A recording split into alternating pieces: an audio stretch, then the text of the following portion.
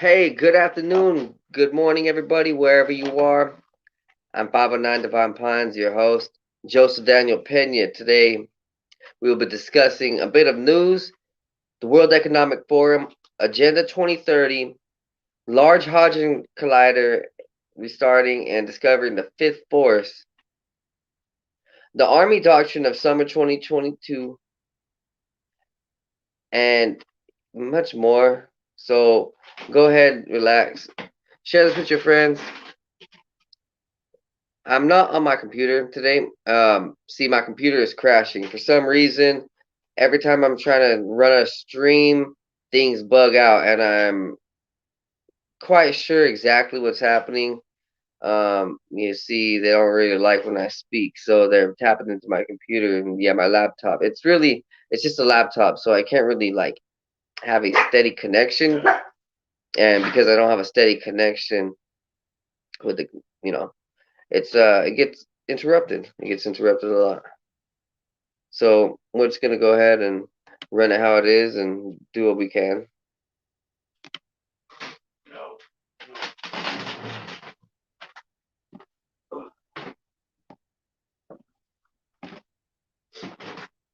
All right, man. I know Agenda 2030 is on everybody's minds and wondering, what's exactly happening, and everybody's kind of like confused. Like, is this really the end of the world? Well, it's the end of America. That's the honest point. See, people have to realize that what they're doing to America has been a plan for them for a long time. See, they didn't really like the fact that freedom existed, and I mean uh, the people who funded our country, these um, corporate Marxists and these neo Nazis, and it goes way beyond that. These Rothschilds and these degenerates who, you know, have billions of dollars and they're just not doing shit with it. Yeah, it's been a plan of theirs. So, here from a link on mypatriotsupply.com, the truth about the United Nations Agenda 2030, what you need to know. We live in a world of misinformation, and it is hard to sort out fact from fiction, even more so when the facts are distorted. With misinformation coming our way day and night, we've got to decipher the truth. Once we have the actual facts, it is up to us to determine how it affects us and how the world around us. Yesterday's conspiracy. Hello? What?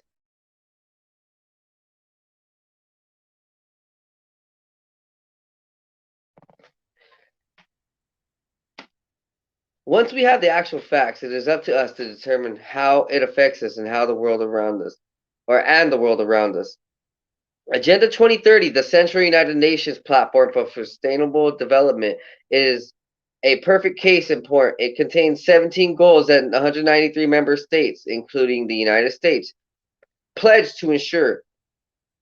It is a convoluted, wordy document that focuses on the idea of a global partnership to eradicate issues relating to global human rights, poverty, and the environment. Rather than just picking up on sound bites, here is the truth about Agenda 2030, straight from the original sources. The United Nations Department of Economic and Social Affairs provides us with information. The basic facts of Agenda 2030. The heads of state and government and high representatives met at the United Nations headquarters in New York September 25th through 27th, 2015, to create new global sustainable development goals. The 2030 Agenda for Sustainable Development is a resolution adopted by the United General Assembly in 2015. You can read it in its entirety here. The 2030 Agenda has 17 Sustainable Development Goals and 169 targets. According to the United Nations, all countries and all stakeholders acting in collaborative partnerships will implement this plan. The goals and targets will stimulate action over the next 15 years in areas of critical importance for humanity and the planet. In the 2030 Agenda Declaration, the United Nations declares, on behalf of the peoples we serve, we have adopted a historic decision on a comprehensive, far reaching, and people centered set of universal and transformative goals and targets. We commit ourselves to working tirelessly for the full implementation of this agenda by 2030. It is important to note that Agenda 2030 was written in 2015, well before COVID-19. However, the United Nations has a COVID-19 response for the Sustainable Development Goals and is pushing Agenda 2030 in the wake of the pandemic, which may explain why you are hearing about it more often now. The United Nations COVID-19 response website says the pandemic is an unprecedented wake-up call, laying bare deep inequities and exposing precisely the failures that are addressed in the 2030 Agenda for Sustainable Development and the Paris Agreement on Climate Change. Leveraging this moment of crisis, when usual policies and social norms have been disrupted, bold steps can steer the world back on track towards the Sustainable Development Goals. This is a time for change, for a profound systematic shift to a more sustainable economy that works for both people and planet. The Sustainable Development Goals are vital for a recovery that leads to greener, more inclusive economies and stronger, more resilient societies.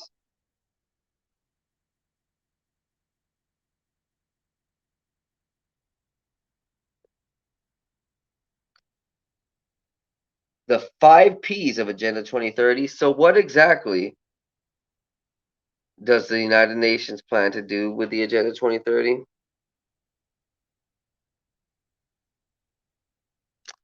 The 2030 Agenda for Sustainable Development Primer. At the heart of the 2030 Agenda are 5 critical dimensions: people, prosperity, planet, partnership, and peace, also known as the 5 Ps. People, to end poverty and hunger for all. That's pretty intense. Planet, to protect the planet from degradation. Prosperity, to ensure all human beings can enjoy prosperous and fulfilling lives and that economic, social, and technological progress occurs in harmony with nature. Peace, to foster peaceful and inclusive societies. Partnership, to strengthen global solidarity.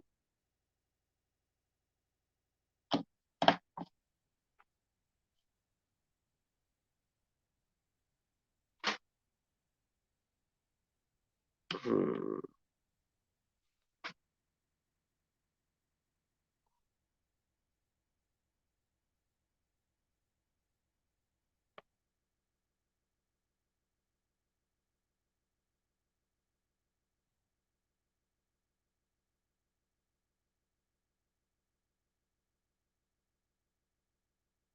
All right, so this is running. Cool. All right, I was just making sure that this is going.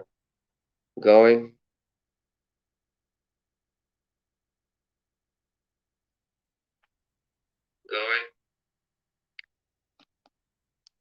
The 17 goals of Agenda 2030. In order to achieve the 5 Ps, 17 sustainable goals were created by the United Nations. Here are the goals directly from the 2030 Agenda for Sustainable Development. Goal 1: end poverty in all forms, everywhere. Goal 2: end hunger, achieve food security, and improve nutrition and promote sustainable agriculture. Goal 3: ensure healthy lives and promote well-being for all at all ages. Goal 4: ensure inclusive and equitable quality education and promote lifelong learning opportunities for all. Goal 5: achieve gender equality and empower all women and girls. Goal 6: ensure availability and sustainable management of water and sanitation for all. Goal 7: ensure access to affordable, reliable, sustainable, and modern energy for all. Goal 8: promote sustained, inclusive, and sustainable economic growth, full and productive employment, and decent work for all. Goal 9: build resilient infrastructure, promote inclusive and sustainable industrialization, and foster innovation. Goal 10, reduce inequality within and among countries. Goal 11, make cities and human settlements inclusive, safe, resilient, and sustainable.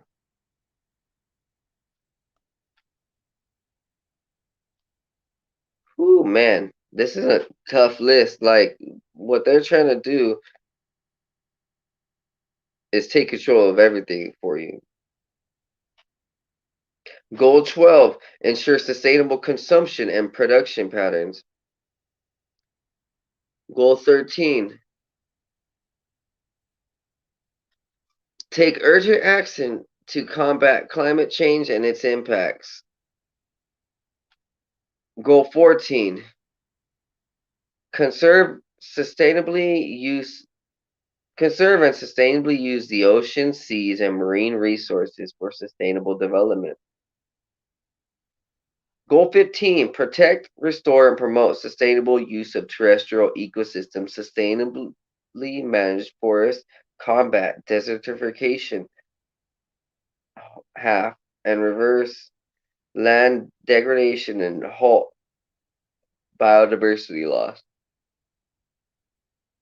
Goal 16, promote peaceful and inclusive societies for sustainable development, provide access to justice for all, and build effective, accountable, and inclusive institutions for all at all levels.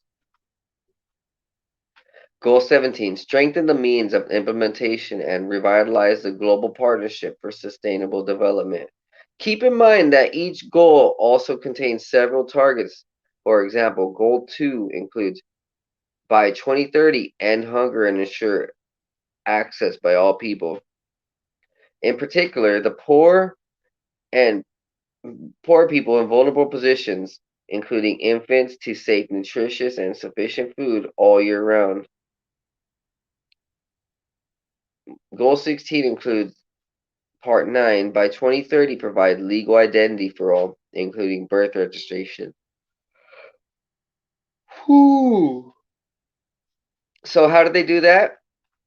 Well, they put everybody on a social credit system. They put everybody on, vaccine passports. They make everybody on a regulated, market currency like crypto. As much as people say it's unregulated, it's surely taking the shits for now. Implementation of Agenda 2030. Lofty goals like these require lots of action, and Agenda 2030 is not lacking in calls for governments to act. The agenda repeatedly refers to the Financing for Development Outcome document as a major part of the action plan for achieving goals.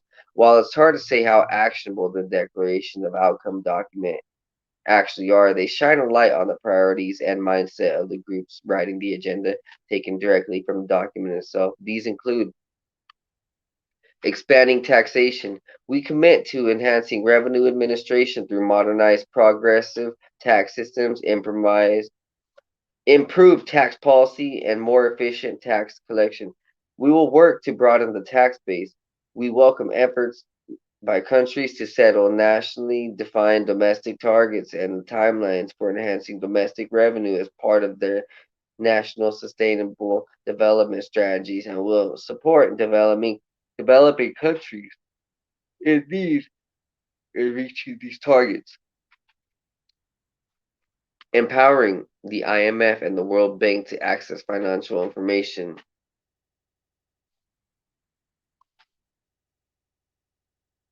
To help to combat illicit flows, we invite the International Monetary Fund, IMF, and World Bank and the United Nations to assist both source and destination countries. We also invite appropriate international institutions and regional organizations to publish estimates of the volume and composition of illicit financial flows.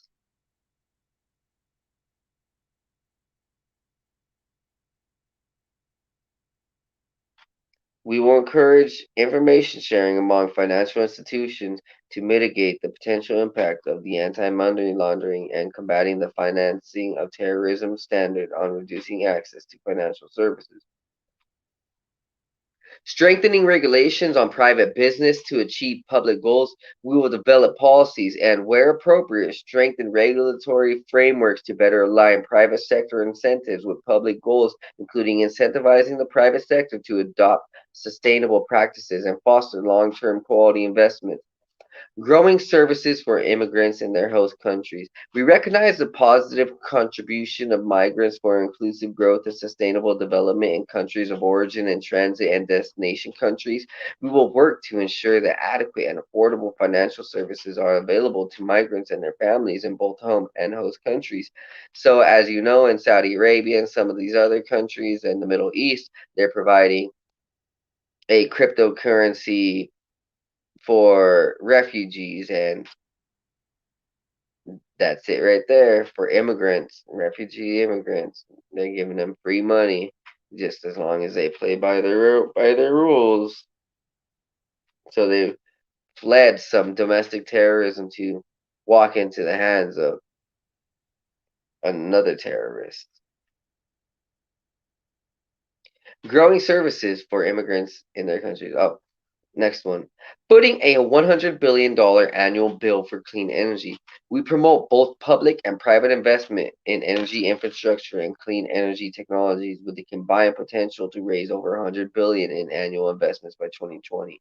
See, that's kind of true because they do promote it, but only when they are sure that you're part of their family, because it was just a black African dude in Buffalo who was killed for having a clean energy card, but I'm sure because he wasn't part of their family, they took him out.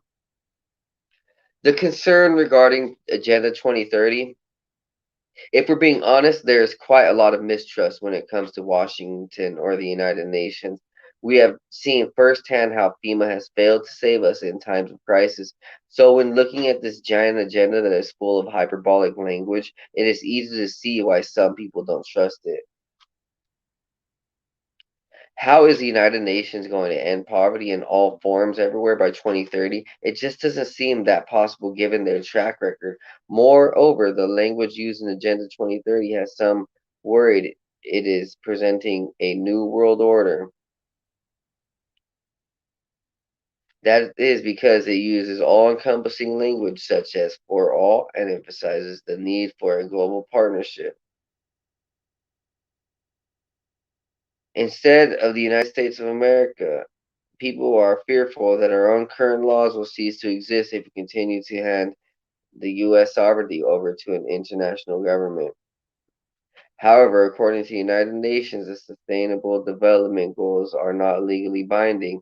Nevertheless, countries are expected to take ownership and establish a national framework for achieving 17 goals. Prepare now for Agenda 2030 issues. Take time to read Agenda 2030 and the Financing for Development Outcome document in full and form your own opinion. While the goals may seem all fine and good, we are all familiar with the phrase, no good deed goes unpunished. As danger in the world grows and concern for our government handing over its independence continues, it is always important to practice preparedness. Learn basic survival skills, develop relationships with people you can trust, purchase land, stock up on food piles, and stay aware. Don't rely on the government or the United Nations to save the world. Learn how to save yourself first, friends. Honestly, man, like that's what I've been doing the last few years. Personally, I've been learning about different methods of survival, and I've just been putting together everything that I've accumulated over my life and the knowledge, and now it's actually coming to fruition where everybody who has been thinking along the conspiracy theory prepper type way has actually um, shown that they're on a truth and they're learning what's needed to be learned. And we should be growing for ourselves. We shouldn't have to be worrying about what Uncle Sam is going to give us if we're, a good citizen. And we shouldn't have to wait till the point that the World Economic Forum hands over us rations because we're in a ruckus and we're in a war, and because we didn't know how to survive the proper way. So it's good to start learning these things.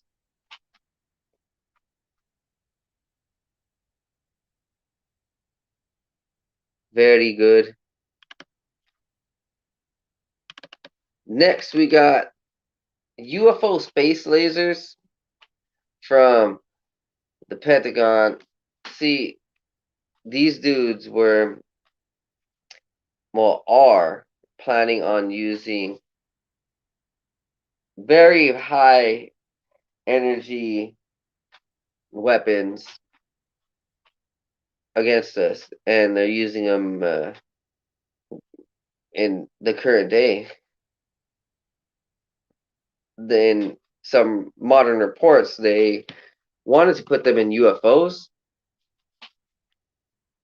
and they actually had a blueprint for them. And so the blueprint's online. They talk about how they want to use these certain type of weapons. And let me just go into the document or the article from the New York Post, written on May 24th, 2022. Oh, wait, no, sorry. I apologize. This was written on April 21st, 2022. Killer space lasers, crowd control heat among weapons, the U.S. government UFO program proposes, documents reveal. So there's a blueprint of a high-powered laser device, high-power optics and beam shaping, pointer tracker, target designator, atmospheric propagator, a target finder. Yeah, they're using satellite weapons to hone in and attack people. The report discussed the possibility of the high-energy laser weapon in space. Lasers-equipped spaceships were believed to be possible by 2030, and a secret government agency wanted to make planes invisible. The now defunct Advanced Aerospace Threat Identification Program, which ran from 2007 to 2012, examined the viability of these proposals among other wild plans like nuking the moon. Most of the sci-fi-like ideas, which were theoretical and speculative, never came to fruition, were part of a 1,600-page report from the secretive Department of Defense agency. Space offers the ideal environment for laser beam propagation that can crack or melt targets like missiles, a 2009 through 2010 report said. These devices do offer the potential for a whole new class of weapons and capabilities which may complement but not replace existing kinetic energy weapons and electronic warfare. Kinetic energy weapons, bullets, shells, missiles, and bombs can hit stationary targets but cause collateral damage and have unintended consequences. High-energy laser weapons, by contrast, begin delivering the laser beam's energy to the target at the speed of light, according to the report. However, they require a finite dwell time to accumulate enough thermal energy on the aim point to achieve the desired effect, similar to a blowtorch.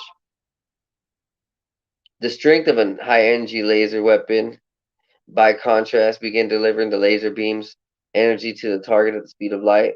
However, the strength of a high-energy laser weapon with its ability to precisely deliver a limited quantity of energy to a small spot with literal collateral damage to nearby objects or people. Speed of light energy transfer coupled with precision tracking allows high-energy laser weapons to efficiently engage softer targets which are highly maneuverable, only visible for short periods of time or at extremely long range.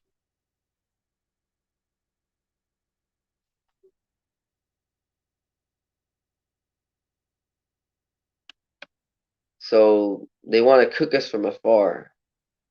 They want to point a laser at us and over a minute, then have it affect us. It was believed that spacecrafts to be equipped with lasers in 20 years, but policy, not legal concerns, would prevent the DoD from deploying it, according to the report. It alluded to a microwave device for crowd control called active denial, which has been shown to produce temporary pain without any injury, as an example of technology that policy showed. Other countries may not exhibit similar restraint, as evidenced by the open marketing of laser-binding weapons despite a 1980 Geneva Convention prohibiting their development or use, the report said. Ultimately, optical illusion and visibility. The agency explored cloaking technology that would make the fictitious Marvel comic book invisible women in reality. The theory behind invisible planes is making light refracting materials like glass of water appear as curved space by themselves, according to the report. Something like UFOs we would be seeing in the sky. See, we don't really understand what and why these UFOs are in our sky and why they're half visible and why they're kind of invisible. But this would probably might be the reason, seeing the reflective light materials, very much a possibility. Bending the light around an object will create the ultimate optical illusion, invisibility.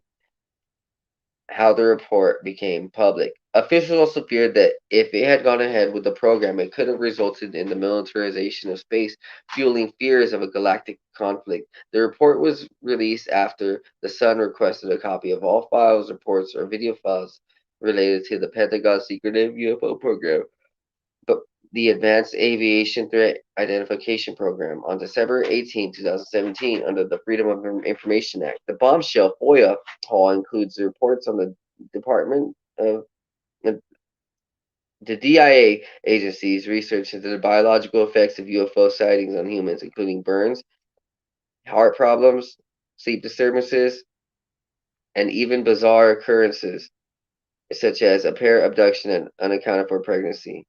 Something like Zeus from the Greek tales or the Bible with the, you know, I guess,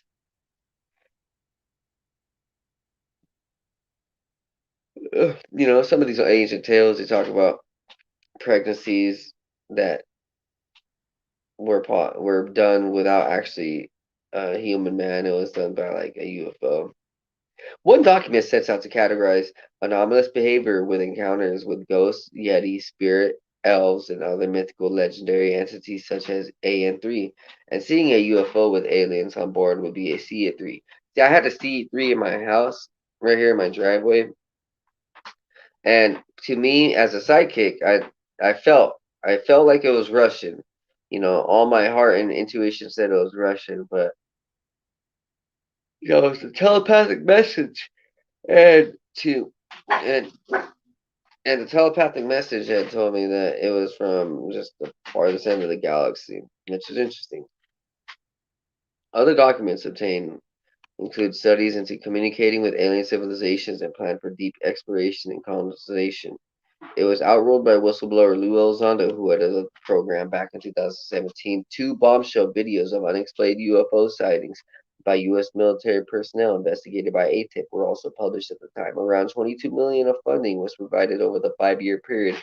It was outed by whistleblower Lou Elizondo. Oh, so I double read that.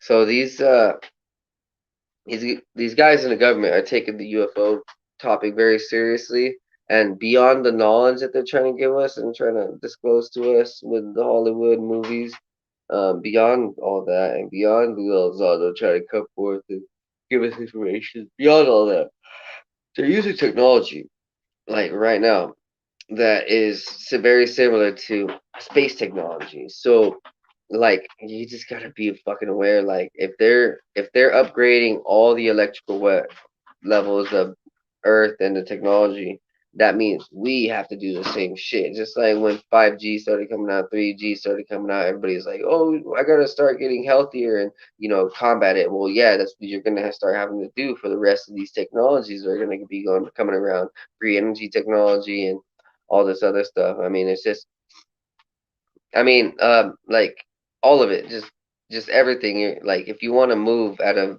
speed of light with like the technology, you're gonna have to become like with light, and you're gonna have to start moving at a faster, higher rate and cleaner rate, a stronger rate.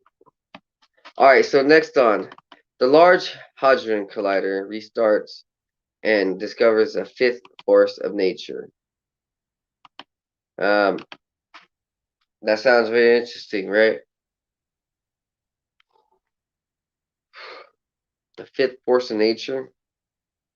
It almost sounds like they're now discovering what like these extra dimensions and extra parts of nature are, and they're letting us know. Okay, the article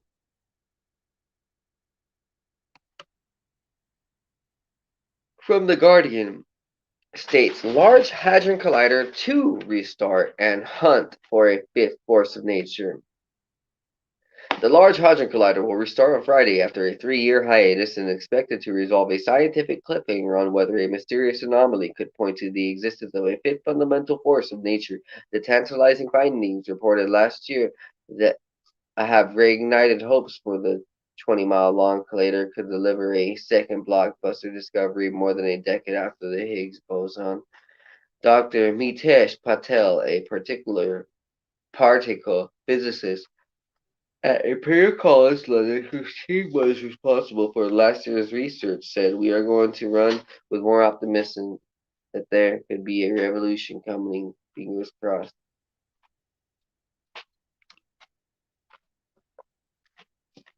So far, everything discovered at the LHC, including the Higgs, has fallen into the line with the so-called Standard Model.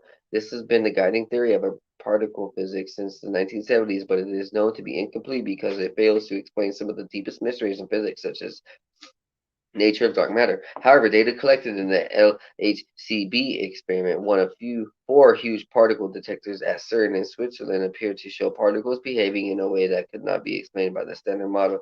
The experiment looked at the decay of particles called beauty quarks, which are predicted to decay at an equal rate into electrons and into their heavier cousins, muons. However, the beauty quark appeared to be turning into muons 15% less often, suggesting that an unknown factor, potentially a new force, was tipping the scales. Two of the top candidates include hypothetical force-carrying particles called leptoquarks or Z primes. The stakes are extremely high, Patel said. If we confirm this, it will be a revolution of the kind we have not seen. Certainly in my lifetime, you don't want to mess this up.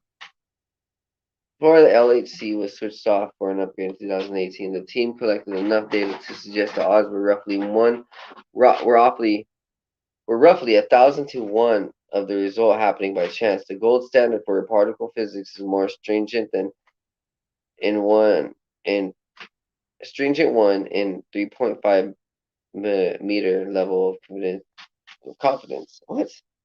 Meaning more data is needed before a discovery could be declared. There is also a lingering possibility that some unknown experimental glitch could explain the findings. When you show this result to a particle physicist, the first instinct is, you guys have screwed up, rather than it's a new force of nature. Us physicists like to be beyond sure and out the other side. In the past year, anticipation has been heightened by further intriguing hints of physics beyond the Standard Model seen in other experiments, including recent unexplained findings from Fermilab in the US. There seem to be a collection of loose threads now, said Professor John Butterworth of University College London, who works at the LHC's Atlas experiment. It made me begin to think that there might be something out there within the reach of this run or the next one. If the LHC fails to reveal new science behind the Standard Model, Butterworth said, this should not represent a failure, which would leave the field in a bit of quandary. The third run, expected to last until 2026, follows an upgrade that has included the installation of additional power magnets designed to squeeze the protons inside the collider into finer, denser beams. This will increase the collision of particles inside the accelerator, meaning scientists will be able to observe rare events with greater precision. Uh, Ashutosh Kwatwal, an experimental particle physicist at Duke University in the U.S. and co-leader of a research group at LHC's Atlas experiment, said the potential for discovering new ideas is so large. It's worth it noting that the data. It's worth noting that the data we've collected so far is only 1/10 of the total that we are planning. It's too early to lose heart.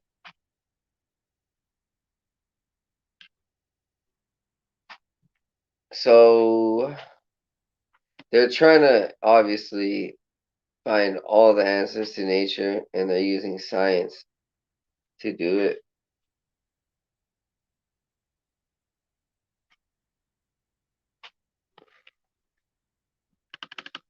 Up next, we got the new Army Doctrine coming summer 2022. Hey, but first, let me take a quick break. I'm going to go take my dog out for a quick potty break.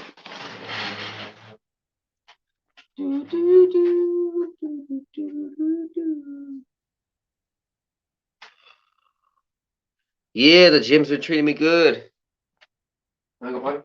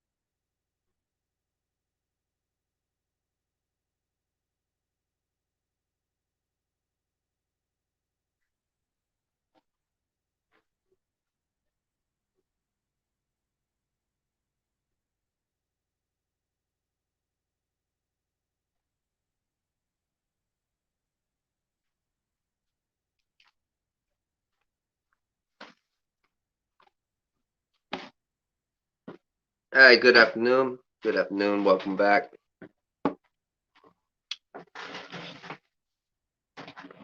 All right, so this is an article that a lot of people didn't see. I know you guys can't see the article out there, but I will be reading the article to you. And not too many people know about this. See, the United States Army is promoting a new doctrine coming the summer of 2022. The Army is expected to release its new doctrine, that would describe how the service will operate in the future across land, air, sea, space, and cyberspace. So that is part of the doctrine now. The U.S. Army wants to focus on cyberspace, internet. A lot of people know that, but now they're making it public. Lieutenant General D. Scott McKean, the Director of Army Futures and Concept Center under Army Futures Command, told Defense News in March 15, a virtual event. The doctrine cements that the Army developing comp The doctrine cements the Army's developing warfighting concept it has coined multidimensional operations, or MDO, that addresses the Army's role in potential conflict with near-peer adversaries in a time of great power competition, namely with China and Russia. That means the field manual, which currently addresses unified land operations, will transform into a field manual addressing operations across all domains for the first time in the Army's history. The service has come out with versions of its MDO concept as it moves to craft its doctrine over the past several years. Army Chief of Staff General James McConville told Defense News in an interview last fall that getting the concept into doctrine form would take several more years, but he stressed that the service was not waiting for the concept to become doctrine before moving out on transforming the force with MDO as the guiding light. McKean stressed that even as doctrine, multi-domain operations will evolve as needed. When the document comes out, will everything in the concept be in there? No, not everything is ready yet, McKean said. The Army will continue to wargame and conduct experiments even after the doctrine's initial publication. But what you will see in the immediate term is investment in force structure changes, whether we need to change in organizations to be better able to employ the technologies that we are developing. As we look at the doctrine and how we might fight differently, we can look at the command and control aspects and echelons of command, where things are led from. And so lots of work in this field. It's constant, but everything is feeding it, and the relationships are allowing it to move out at a really good pace. McKean noted that the Combined Arms Center at Fort Leavenworth, Kansas, is now in direct support of Army Futures Command, and that relationship has allowed him and the center's commander to become directly involved in the process. Both the CIC's commander and McKean sit on each other's meetings related to the effort. And McKean is now based in Austin, Texas, where AFC is headquartered with staff back at Fort Eustis, Virginia, that connects him to Futures Command while remaining in lockstep with Training and Doctrine Command. So Virginia is where Boeing is moving. So that's just an interesting coincidence. The Army has also continued to use multi-domain task force units to help feed lessons learned into the warfighting concept as it evolves into doctrine. The service stood up its first such as task force based out of Joint Base Lewis McChord in Washington State. That team has prominent in exercises. That team has been prominent in exercises in the Pacific and will likely show up at the Army's capstone event, Project Convergence, in fall 2021. The Army is building a 2nd Task Force unit in the Pacific region later this year, but has yet to do so. Service officials said that they plan to allocate another task force unit to Europe, but the Army has been slow to set that up. And as of lately, over the last 3 months, there's been a lot of military personnel ramping up on the East Coast and along the, ocean, and it's not normal business. This is serious business. As you see, the military was already planning on starting up units. But recently, with what's going on in Ukraine and Russia, Russia has sent over submarines and vessels into the Atlantic and is like, just hanging out, scaring the Americans. The Pacific has been a priority theater, he said, but that doesn't mean the Army isn't looking hard at setting up other similar units elsewhere. When the service sets something up in Europe, McKean said, it likely won't look exactly like it does in the Pacific. We are working different thoughts about how it would be employed in Europe as well as other places around the world.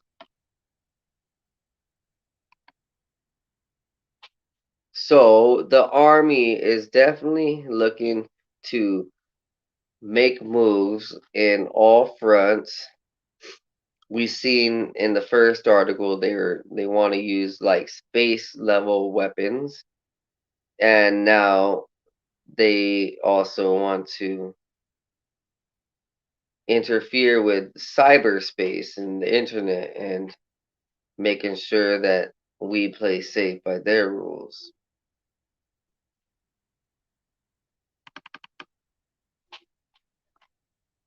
And so I think, I mean, honestly, everybody who can move out of America, move out of America. That would be a smart thing. It'd probably be the best thing. You see, America, I feel as if it's going down in all the darkness that it was raised with, and so now it's just being burned down. Yeah, personally, that's how I kind of feel.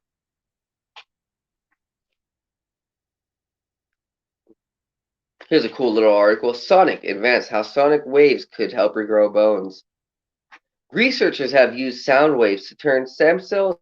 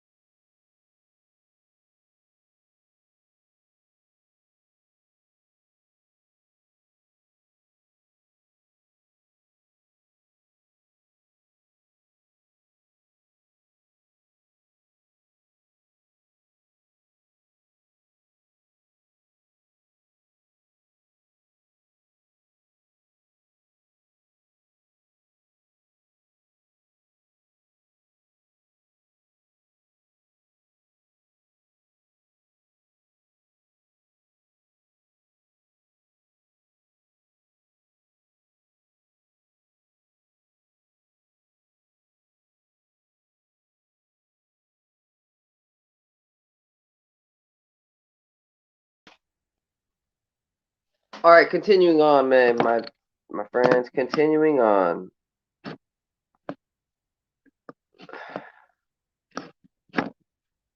Oh.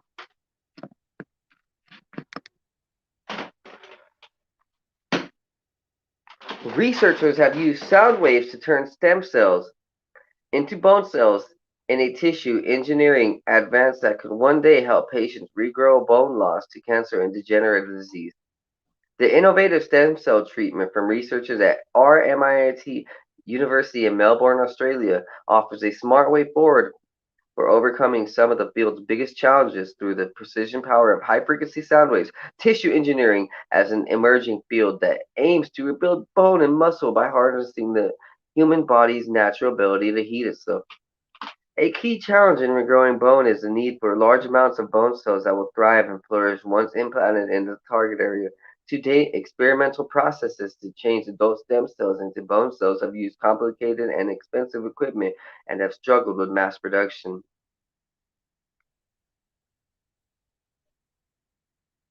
making widespread clinical application unrealistic. Additionally, the few clinical trials attempting to regrow bones have largely used stem cell extracts from a patient's bone marrow, a highly painful procedure. In a new study published in the journal Small, the RMIT research team showed stem cells treated with high-frequency sound waves turned into bone cells quickly and efficiently. Importantly, the treatment was effective in multiple types of cells, including fat-derived stem cells, which are far less painful to extract from a patient, fast and simple. Co-led researcher Dr. Amy Gelmy said the new approach was faster and simpler than other methods, as sound waves cut the treatment time usually required to get stem cells to begin to turn into bone cells by several days, said Gelmy, a vice chancellor research fellow at RMIT. This method also doesn't require any special bone inducing drugs and is very easy to apply to the stem cells. Our study found this new approach has a strong potential to be used for treating the stem cells before we either coat them on as an implant or inject them directly into the body for tissue engineering. The high frequency sound waves used in stem cell treatment were generated at a low cost microchip device developed by RMIT. Co-led research distinguished Professor Leslie Yule and his team have spent over a decade researching the interaction of sound waves at frequencies above 10 millihertz with different materials.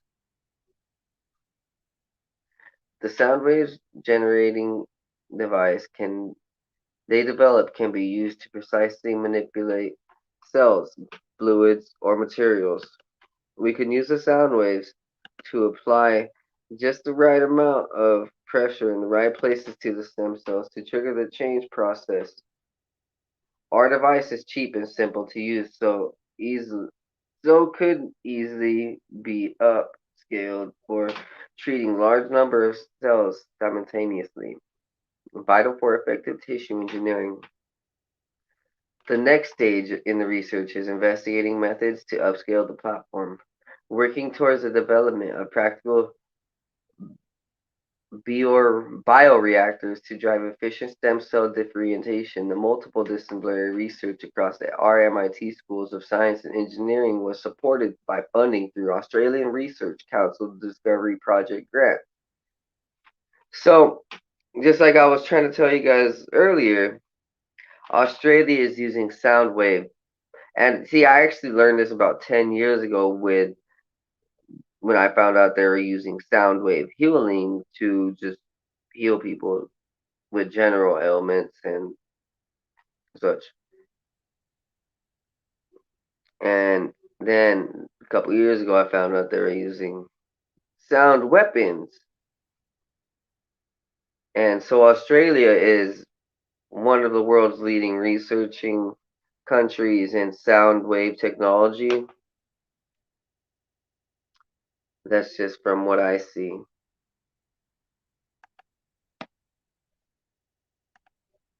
Sound wave technology is the future technology. It's also the technology of the past.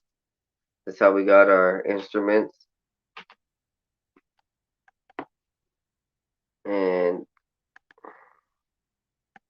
that's how a lot of these ancient megalithic buildings participate with their technology in musical fashion.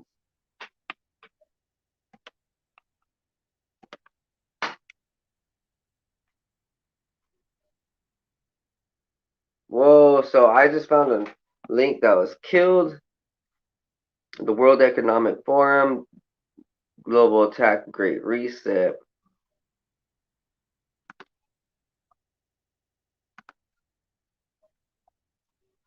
Alright, see if we can pull this up. See that monkeypox shit? Bro, they planned it.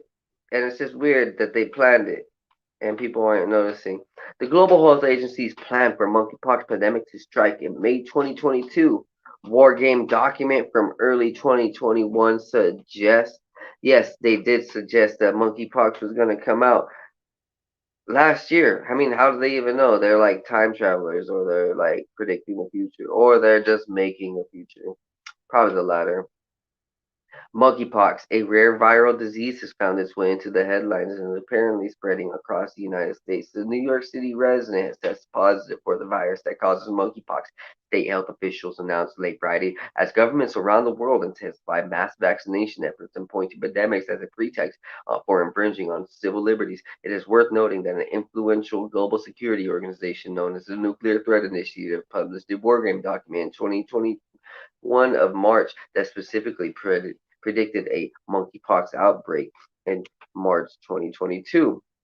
A year ago, at a Munich conference, the NTI predicted a monkeypox terrorist attack in May 2022 in a germ game, except it appears they were the terrorists. Senior editor Daniel Horowitz replied, the war game document provides a valuable glimpse into how the national governments and intergovernmental organizations intend to prepare for the next pandemic. In March 2021, an NTI partnered with the Munich Security Conference to conduct a tabletop exercise on reducing high consequence biological threats, the conference paper said.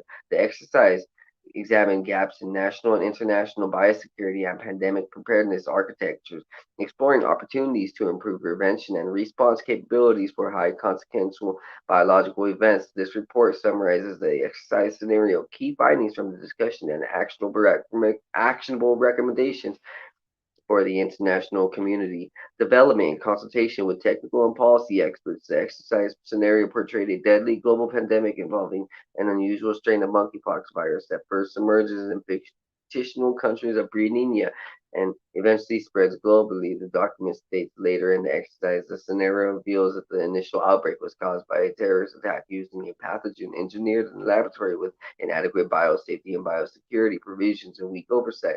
The exercise scenario and concludes with more than 3 billion cases and 270 million fatalities worldwide. As part of a scenario development process, NTI conducted a virtual consultation with experts in December 2020. So this thing goes back, bro. Like, these dudes are fucking sick in the head. Among the monkeypox wargame exercise participants, Dr. George Gao, Director General, Chinese Center for Disease Control and Prevention, Dr. Chris Elliott, President, Global Development Division, Bill and Melinda Gates Foundation, Dr. Alexandria Jogati Kali, Global Head, Johnson and Johnson, Global Public Health R&D, Dr. Beth Cameron, Senior Director, Office of Global Health Security and Biodefense, U.S. National Security Council, Sir Jeremy Farrar, Director, Welcome Truth, Ms. Izumi Nakamitsu, Under Secretary General and High Representative for Disarmament Affairs at the United Nations, Ambassador Wolfgang Eichinger, Chairman, Munich Security Conference, and Dr. Ernest I. Moniz, co-chair and CEO of the Nuclear Threat Initiative. The wargaming documents puts the initial date of the monkeypox pandemic as 2022 May 15th.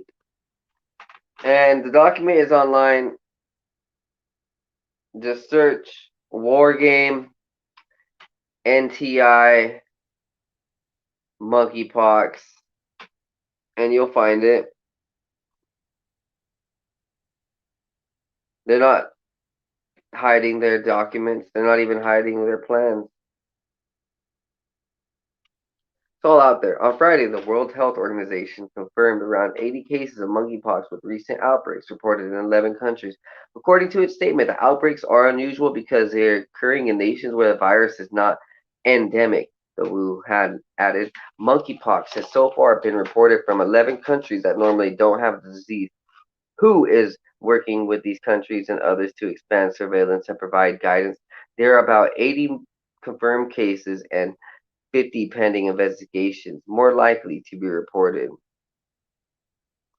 WHO is working with the affected countries and others to expand disease surveillance to find and support people who may be affected and provide guidance on how to manage the disease. The NTI wargaming document can be read in full below.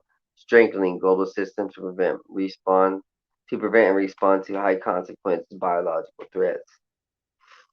In its foreword, while studiously avoiding any mention of the Wuhan laboratory, NTI discusses how future biological threats may be caused by deliberate misuse or biological pathogens in a laboratory incident. Over the past 2 years, the world has faced the devastating impact that a biological event can have on human health, economies, and political stability.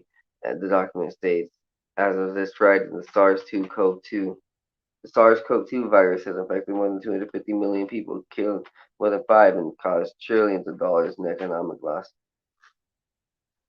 This type of obfuscatory language that elides the coronavirus response measure, such as lockdowns, have been evaluated failing to stop the spread of the disease or reduce excess mortality while inflicting devastating tolls on societies and economies.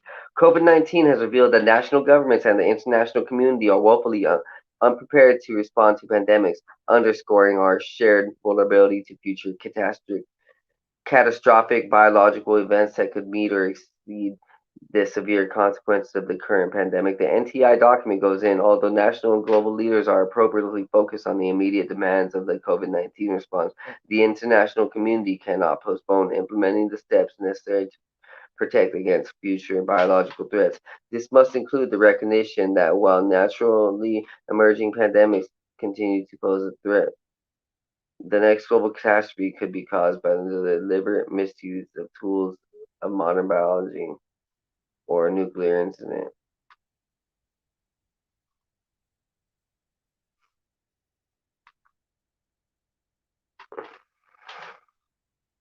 The Nuclear Threat Initiative describes itself as a nonprofit, nonpartisan,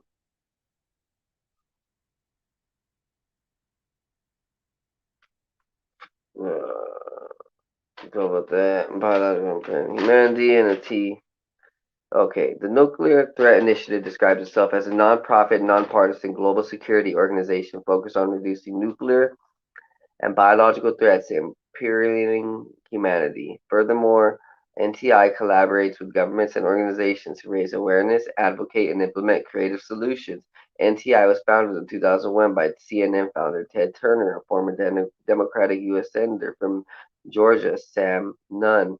It is currently led by co-chair and chief executive officer Ernest J. Munoz, who is U.S. Secretary of Energy prior to Trump administration. As disclosed in the 2021 annual report, dozens of charities, foundations, and national governments contribute to NTI's operation, including the Bill and Melinda Gates Foundation, the MacArthur Foundation, and the Rockefeller Foundation. The timing of the monkeypox outbreak coincides with an aggressive push of the World Health Organization to accrue vast new powers, including the unilateral declare pandemic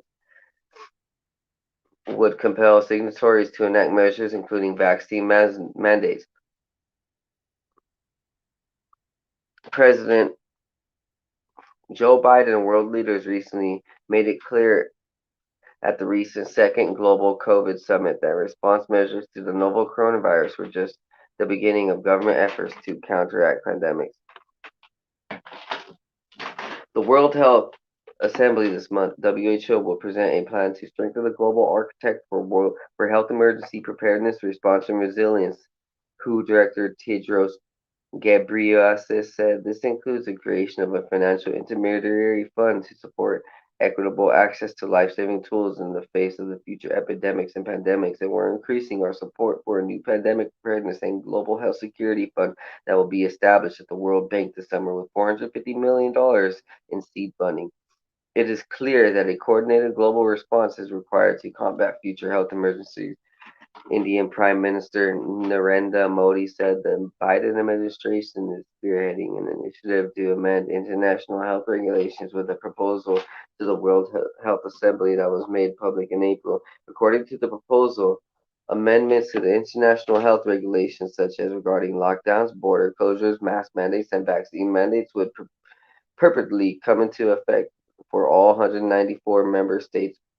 Pursuant to paragraph 3 of Article 55 in the International Health Regulations, any amendments of the regulation adopted by the Health Assembly would come into force for all states parties on the same terms, subject to the same rights and obligations as provided in Article 22 of the Constitution of WHO and Article 59 and 64 of the International Health Regulations. The pandemic measures include the following, which shall be enforced by a signatories compliance committee.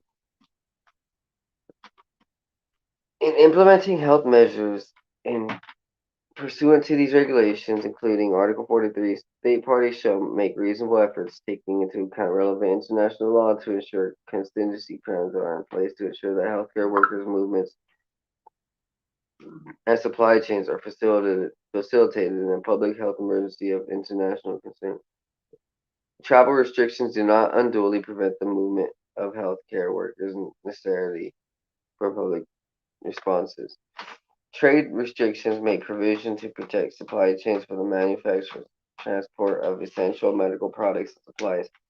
The repatriation of travelers is addressed in a timely manner given evidence-based measures to prevent the spread of diseases. The Biden administration is also recommending the following: intensifying health surveillance of all countries and citizens, creating a global communication network that reports to the WHO, grants the WHO the authority to sanction non-compliant countries, bestow authorities to Director General Tedros Adhanom Ghebreyesus to declare pandemics or emergencies, recognize the WHO's authority to determine these steps the country should take in a pandemic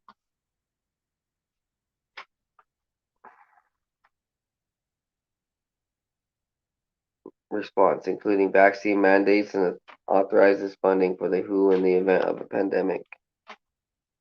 Legally, any and all international agreements and foreign treaties must abide by the rights and powers delegated by the U.S. government under the Constitution, or else be rendered null and void as unconstitutional.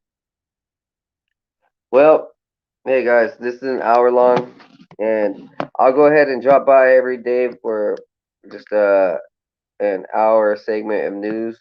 And yeah, my computer is a bit messed up. See, the more that I'm on these streams, the more that the government doesn't like what I have to say, so they tap into my stuff. So, if you guys like what I have to say, like, subscribe, share. Hit the link below for a Linktree. You got my Discord, you have my Instagram, you have any donation apps you want to go ahead and donate to. You guys have a wonderful day. God bless. Stay safe.